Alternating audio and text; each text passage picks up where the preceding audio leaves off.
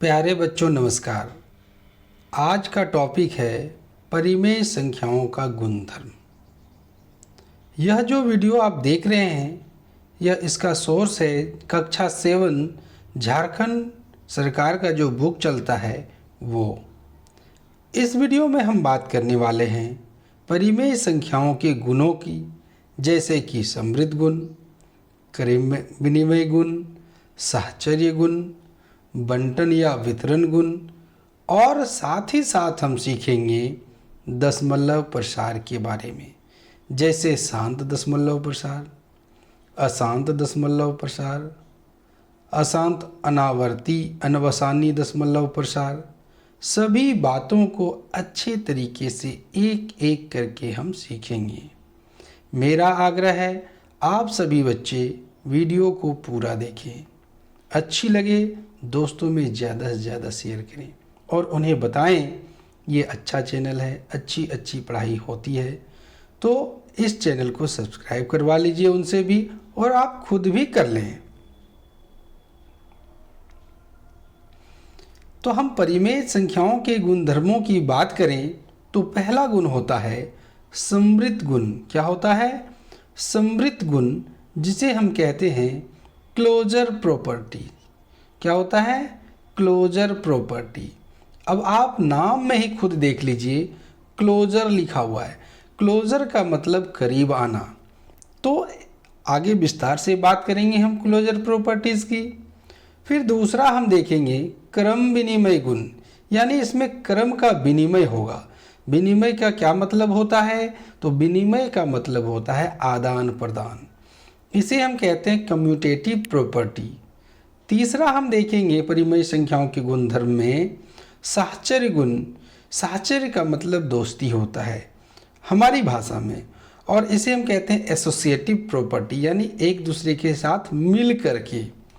और चौथा गुण हम देखेंगे बच्चों बंटन गुण या वितरण गुण, जिसे हम कहेंगे डिस्ट्रीब्यूटिव प्रॉपर्टी, यानी बांटते हुए। और इसके अलावे हमने परिमेय संख्याओं के दशमलव प्रसार को भी इस पाठ में शामिल किया है।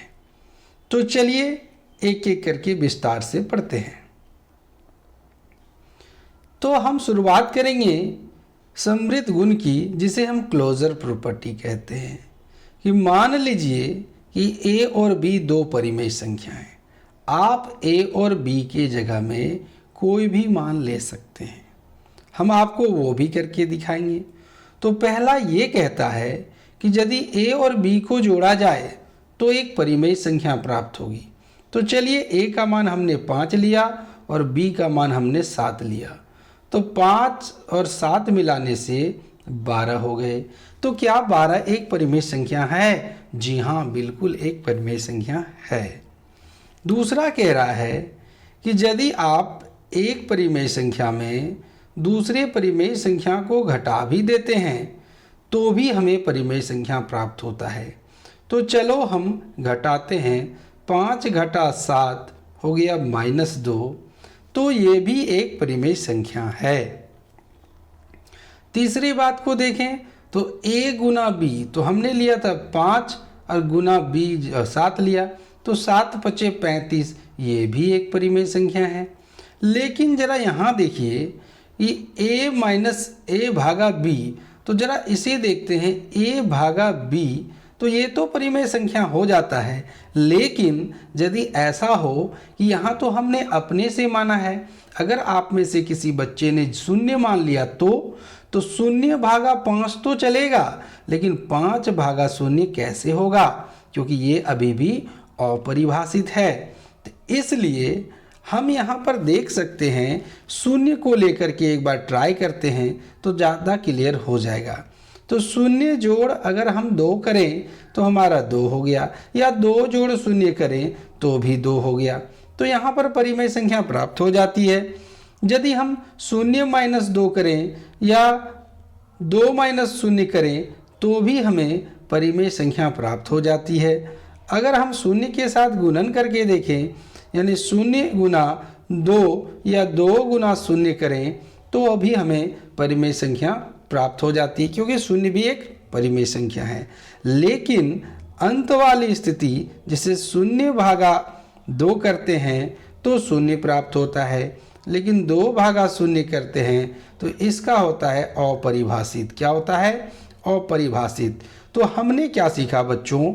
हमने ये सीखा कि परिमेय संख्या समृद्ध गुण के अंतर्गत जोड़ में, व्यवकलन में, इसको बोलते हैं योग में, व्यवकलन में और गुणन में समृद्ध होते हैं। परिमेय संख्याएं योग, घटा, गुणा में समृद्ध होते हैं, लेकिन भाग में समृद्ध नहीं होते हैं। उम्मीद करता हूँ क्लियर हो रहा होगा। अच्छी लगेगी वीडियो, आप मज़े लेकर के पढ़ें। चलिए अब अगले पर देख लेते हैं। अगले अब हम बात कर लेते हैं, साथ ही साथ हम परिमेय संख्याओं की जब बात कर रहे हैं तो क्यों ना हम पूर्णांक की भी बात कर लें। तो पूर्णांक में जब आप देखेंगे तो यहाँ देखिए, यहाँ पर तो पूर्णांक में आप देखेंगे तो सिर्फ जोड़ और गुणा होता है, घटा नहीं होता है। तो चलिए देखते हैं कि क्यों ऐसा होता है। जरा इसको देखिए कि 5 जोड़ 2 हमने किया तो 2 जोड़ 5 हमें प्राप्त हो गया, यानी 7। देखिए आप जब आप इसे करेंगे तो यहाँ देखिए 2 जोड़ 5 क्या हो जाएगा? 7 हो जाएगा। लेकिन यदि आप घटा करते हैं तो घटा करने के बाद तो आपका हो गया 3, और यहाँ पर घटाएंगे यदि आप तो ये हो जाएगा -3।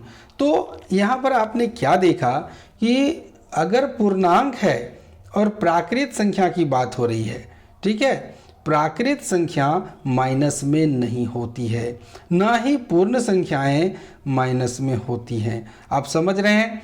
प्राकृत संख्या की बात जब हम करते हैं, प्राकृत और किसकी? प्राकृत और पूर्ण की बात अब जब हम करेंगे, प्राकृत और पूर्ण, है ना, प्राकृत और पूर्ण ये सभी माइनस में नहीं होते हैं। तो हम यह कह सकते हैं केवल ये दोनों योग और गुणा के अंतर्गत समृद्ध हैं। चलिए गुणा का एक हम दिखा देते हैं आपको। तो गुणा में अगर हम बात करें तो देखिए 2 गुना 3 बराबर 6 और 3 गुना 2 बराबर 6। तो गुणा में और जोड़ में, किसमें किसमें? गुणा में और जोड़ में प्राकृत संख्याएं समृद्ध होती हैं। लेकिन यदि हम पूर्णांक की बात करें तो पूर्णांक में क्या हो जाता है? ऋणात्मक संख्याएं भी होती है, धनात्मक संख्याएं भी होती है और शून्य होता है। तो अगर हम बात करें प्राकृत संख्या और पूर्ण संख्या की, तो प्राकृत संख्या पूर्ण संख्या सिर्फ गुणा और जोड़ में होगा, जबकि हम बात करें पूर्णांक की तो जोड़ भी हो जाएगा, घटा भी हो जाएगा और गुणा भी हो जाएगा, लेकिन भाग में नहीं होगा। चलिए अब हम दूसरे देखते प्रॉपर्टीज को।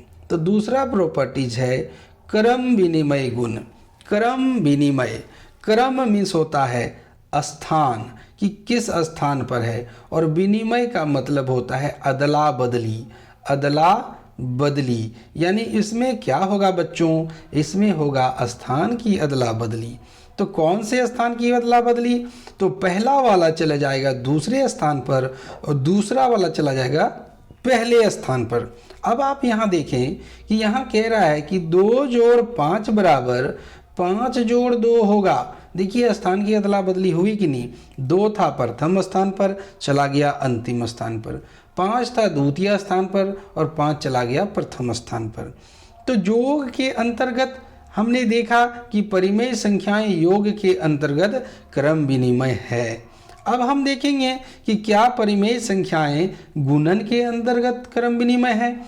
तो चलिए देखते हैं। 2 गुना 5 बराबर 5 गुना 2, यानी दोनों का आप हल करेंगे तो 10 निकलेगा। 2 पंचे 10 और 5 दूना 10। तो हम इस तरह कह सकते हैं कि परिमेय संख्याएं योग और गुणन के अंतर्गत क्रम विनिमय है। तो चला हम चेक करें क्या भागा और घटा में क्रम विनिमय है। तो चलो चेक कर लेते हैं। तो हम देखेंगे 5 घटा 2 बराबर 2 घटा 5, ये सरासर गलत हो गया। देखिए अब कैसे गलत हुआ? यहाँ मान निकला 3 और यहाँ मान निकला -3। तो आपने यह भी सीखा कि जब घटा में नहीं हुआ तो भाग में भी नहीं होगा, क्योंकि अभी हमने आपको दिखाया था शून्य वाला। अब हम आपको दिखाएंगे दूसरे अर्थ के साथ। जरा इसे देखिए, 2/5 बराबर 5/2 क्या हो सकता है? तो इसका जब आप मान निकालेंगे तो 5 चौके 20 0.4 निकलेगा, और इसका मान निकालेंगे 2.5 निकलेगा। तो बताएं बच्चों कि ये कैसे सही हो सकता है? तो हमने इस पाठ में ये सीखा कि हमने क्या सीखा। इसमें हमने ये सीखा कि क्रम विनिमय गुण के अंतर्गत सिर्फ योग और गुणन में ही परिमेय संख्याएं क्रम विनिमय होती है, घटा और भाग में नहीं होती है। चलिए, ये तो था परिमेय संख्या के बारे में। अब थोड़ा सा हम प्राकृत और पूर्ण को भी देख लें। तो प्राकृत संख्याएं और पूर्ण संख्याएं भी योग और गुणा के अंतर्गत ही क्रम विनिमय होती हैं। तीसरा हम देखेंगे, तीसरा गुण है साहचर्य गुण, यानी एसोसिएटिव प्रॉपर्टी। यदि a और b दो परिमेय संख्याएं, मान लीजिए a और b दो परिमेय संख्याएं, ठीक है, कुछ भी आप मान सकते हैं, ऐसा कोई जरूरी नहीं। तो यहाँ पर आप देखेंगे कि पहली बार में दोनों की दोस्ती हुई है, जबकि दूसरी बार में पहले वाले को छोड़ दिया गया और दूसरे वाले को जोड़ दिया गया। जैसे कि अगर हम बात करें 2 जोड़ 3 जोड़ 5 बराबर, तो इन दोनों की दोस्ती के साथ अगर हम पलटेंगे तो 2 को बाहर छोड़ दिया जाए और 3 और 5 को ले लिया जाए, तो ऐसी स्थिति में दोनों ही साहचर्य होंगे। अब आप देख लीजिए कितना हुआ, 5 और 5 कितने निकले इधर से 10, लेफ्ट साइड में कितना निकला 10, और राइट साइड में देखिए अब कितना हुआ 5 3 8 और 2 10। तो हमारा हो गया ना फिर साहचर्य। अब हम देख लेते हैं क्या गुणन के अंतर्गत परिमेय संख्याएं साहचर्य होती हैं। तो चलिए, गुणन के अंतर्गत देखने के लिए हमें क्या करना होगा, हमें देखना होगा ये वाला ऑप्शन। तो यहाँ लिखा है 2 गुना 3 बराबर नहीं है, 2 गुना 3 को पहले लिया, फिर हम गुना करेंगे 5 को। इस बार क्या कर दिया गया, 2 को अकेले छोड़ दिया और 3 और 5 को ले लिया गया। तो क्या ये साहचर्य हो रहे हैं? तो चलिए देखिए, 3 दूना 6 और 6 पंचे 30, क्योंकि ब्रैकेट के काम पहले होता है। अब आप 2 बाहर रहने दीजिए, 5 तिया 15 और 15 दूना 30। तो इस तरह आपने ये भी देखा कि साहचर्य के अंतर्गत यानी परिमेय संख्याएं जो होती है योग में और गुणन में साहचर्य होती है, योग और गुणा में साहचर्य होती है, लेकिन क्या घटा में होती है? तो चलिए ये भी देख लेते हैं कि घटा में होती है कि नहीं होती है। तो मान लीजिए कि हमने लिया 2 घटा 3 और घटा 5, हमने यही लिया था 2 घटा 3 घटा 5। अब इस साइड देखेंगे 2 घटा 3 घटा 5, हमने ये ले लिया। अब हम इसे सॉल्व करेंगे तो 2 में से 3 गया -1 और -5 कितना हो गया -6। अब इस साइड जब हम बात करेंगे तो इस साइड देख लेते हैं क्या आ रहा है। तो इस साइड आ रहा है -3 में से -5 में से गया कितना बचा -2 और -2 चला गया कितना हो गया 0।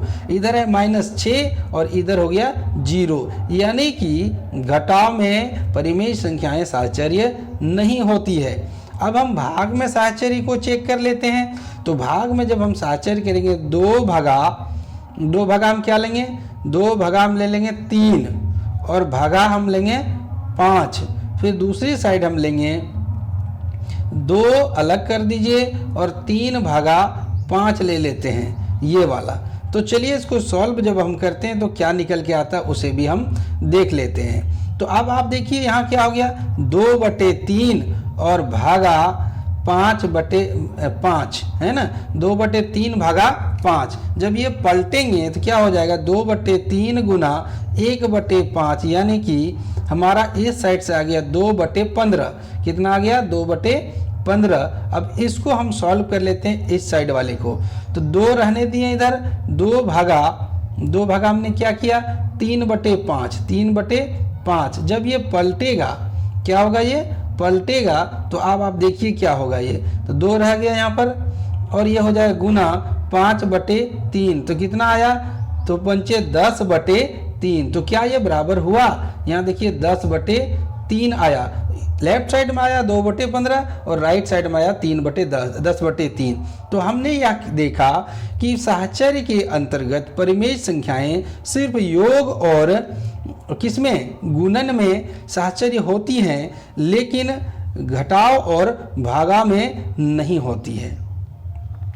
अब चौथे गुण को देखने से पहले थोड़ा सा इसके बारे में भी देख लेते हैं। तो जिस प्रकार परिमेय संख्याएं होती है, ठीक है, जिस प्रकार परिमेय संख्याएं ने अपना गुण दिखाया साहचर्य के अंतर्गत, उसी प्रकार प्राकृत संख्या और पूर्ण संख्या और पूर्णांक भी गुण दिखाते हैं।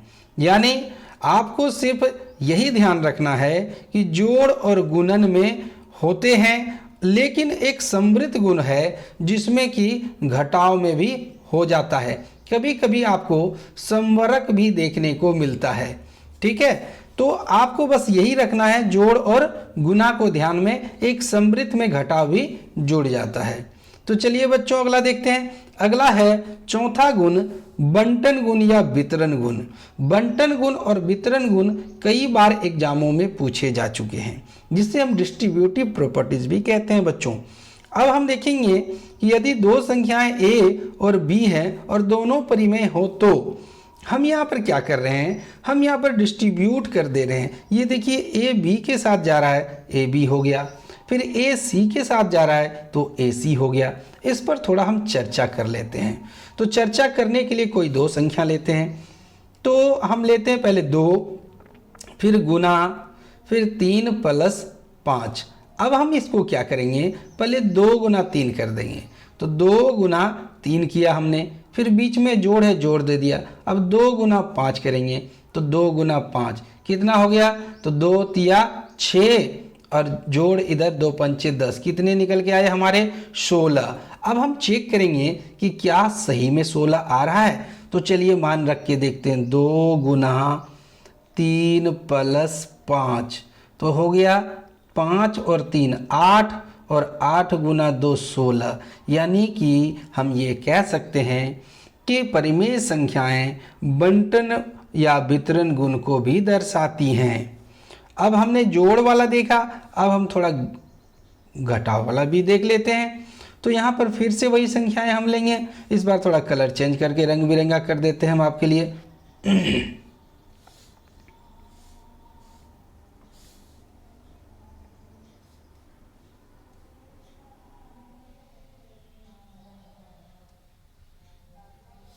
चलिए अब हम देख लेते हैं 2 गुना, ये थोड़ा मोटा हो गया, क्यों भाई, गुस्सा हो गया क्या हमसे, चलो हो गया ठीक। तो हम यहाँ क्या करेंगे, इसको पहले हटा लेते हैं ऐसे, ठीक है।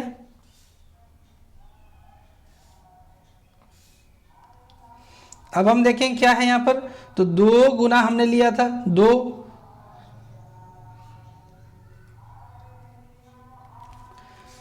ये बगल में आज कीर्तन हो रहा है, उसका आवाज़ आएगा, इसके लिए थोड़ा उस पर ध्यान नहीं दीजिएगा आप लोग, ठीक है, अपने पढ़ाई पर ध्यान दीजिएगा।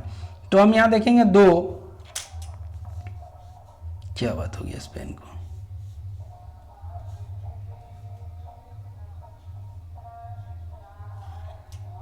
ये लेते हैं हम, इस बार देखते हैं थोड़ा, आ गया। तो चलिए हमने क्या लिया, हमने लिया 2 गुना 5 घटा 3, कुछ भी आप ले सकते हैं, कोई ज़रूरी नहीं कि किसी सा होना चाहिए, संख्याएं कुछ भी आप मान सकते हैं। तो हमने लिया 2 और 5 में से 3 चला गया, कितना बचा 2, तो 2 दूना कितना हो गया 4। यानी कि अगर हम इस साइड सॉल्व करते हैं तो 4 आता है। अब हम इस साइड डिस्ट्रीब्यूटिव प्रॉपर्टीज को चेक करते हैं, 2 पंचे कितना हुआ, तो 2 गुना 5 करेंगे हम और घटा करेंगे 2 गुना 3, 2 गुना 3, तो देखिए 2 पंचे 10 और घटा 3 दूना 6, कितना मान निकल के आया 4। तो आपने ये भी सीख लिया कि बंटन का गुण या वितरण का गुण परिमेय संख्याओं का क्या होता है। अब आप देखेंगे ये मैंने आपके लिए एक्स्ट्रा डाला है, ये था नहीं लेकिन मैंने डाला है। चलिए इस गुण को भी देख लीजिए। अब है परिमेय संख्याओं का दशमलव प्रसार। तो परिमेय संख्याओं के दशमलव प्रसार बेसिकली 3 प्रकार के होते हैं। तो पहला होता है शांत दशमलव प्रसार, दूसरा होता है अशांत आवर्ती दशमलव प्रसार और तीसरा होता है अनवसानी अनावर्ती दशमलव प्रसार। जो पहला वाला और दूसरा वाला होता है ये परिमेय होते हैं, ठीक है, आपको एग्जाम में पूछा जा सकता है। जबकि तीसरा होता है अपरिमेय। क्यों भाई? इसलिए कि इन दोनों को हम P/Q के रूप में लिख सकते हैं, जबकि इसको नहीं लिख सकते हैं। नेक्स्ट है शांत दशमलव प्रसार। अब थोड़ा विशेष जानते हैं। इस प्रकार की संख्याओं के दशमलव वाले हिस्से में अंकों की संख्या निश्चित होती। जरा यहाँ देखिए, यानी जो दशमलव चल रहा था वो निश्चित है, वो रुक गया है। ये देखिए रुका हुआ है ना। जब ये रुक जाता है ना तो हम क्या कहेंगे? शांत हो गया।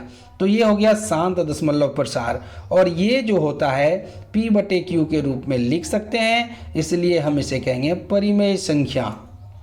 अगला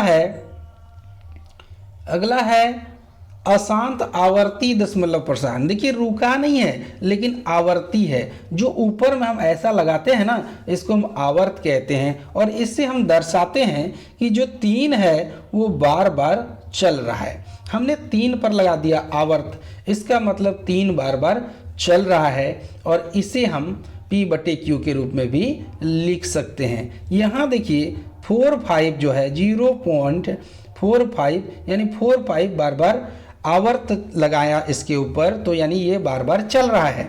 यहाँ पर देखिए 4, 5, 8 तीनों का रिपीटेशन हुआ है, इसकी पुनरावृत्ति हुई है।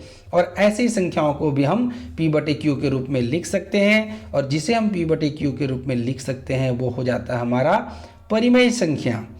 और अब देखिए यहाँ पर है तीसरा अनवसानी अनावर्ती दशमलव प्रसार।